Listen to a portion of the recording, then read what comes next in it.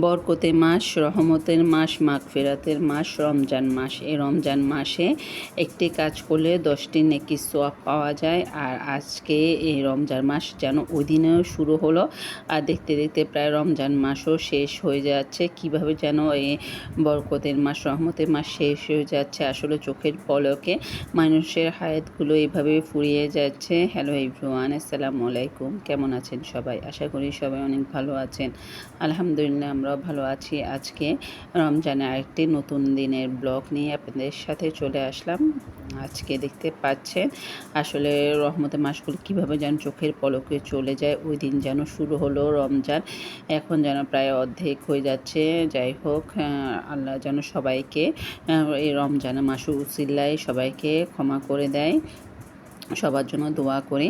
আর দেখতে পাচ্ছেন আজকে কিন্তু আমি রান্না বান্না করছি। আজকে তেমন একটা বেশি কিছু রান্না করব না, আজকে শুধু ডাল আর চিকেন রান্না করব, যেহেতু আজকে আমার খালাও আসবে না, মানে যে আমাকে কাজে হেল্প করে সে আজকে আসবে না। তো ওর কাজ আমার কাজ সবগুলো মিলে একাকার অবস্থা হয়ে যাবে। আর আপনাদের ভাইয়া আজকে বাসায় ইফতার করবে না, যার কারণে তেমন একটা কাজে প্রেশার নেই। আজকে হয়তো বা স্যুপ, বাচ্চাদের জন্য স্যুপ, অন্থন বা এই ধরনের খাবার তৈরি করব। আসলে ছোলা, বুট, পেঁয়াজু এই ধরনের খাবার কেন জানি খেতে ভালো লাগে না সব সময়। অনেক বাসায় আমি দেখেছি যেন রমজান মাসে ছোলা, এরপরে পেঁয়াজু, চনাবুটিগুলো না খেলে যেন ওদের ইফতারে হয় না। অনেক অনেক বাসায় আমি দেখেছি। এখন আমি প্রায় সময় দেখে আমার ভিডিওতে যারা আমার ব্লগ নিয়মিত দেখে তারা তো দেখে জানেনে আমি সবসময় কিন্তু একই খাবার করি না, যেহেতু বাচ্চারা অনেক সময় বাচ্চারা রোজা রাখে, সেই জন্য ওদের কথা বিবেচনা করে রান্না বান্না করি।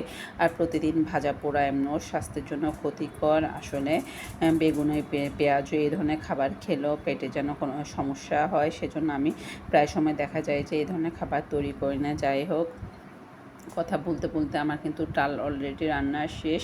আমি এখন কিছুক্ষণ পরে ধনেপাতা দিয়ে আবার নামিয়ে ফেলবো। আসলে ধনেপাতা কাটা ছিল না, যার কারণে নামিয়ে ফেললাম। একা হাতে আসলে সব কিছু রান্না করা, গোছানো সব কিছু অনেক কষ্টদায়ক, আপুরা হয়তো বা ভালোই জানে। তো আজকে তেমন বেশি কিছু রান্না করব না। সবজি যদি রান্না করতে সেটা কাটা মানে একটা ঝামেলা থাকতো। আজকে সবজি রান্না করব না, যেহেতু রমজান মাসে তেমন একটা খাওয়া যায় না। যাই হোক, আলহামদুলিল্লাহ রহমতের মাস, মাগফিরাতের মাস চলে যাচ্ছে। সবাই সবার জন্য দোয়া করবেন, আমিও সবার জন্য দোয়া করি।